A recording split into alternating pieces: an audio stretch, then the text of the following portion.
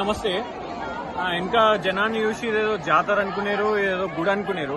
గుడి కాదు, ఇది మన సిటీలో మియాపూర్ దగ్గర హెచ్ఎంటీ రోడ్ దగ్గర ఉన్న ప్రభుత్వ స్థలం. ఇది ఇక్కడ హెచ్ఎండిఏ ల్యాండ్స్ అని చెప్పి ఇక్కడ బోర్డు కూడా ఉంది.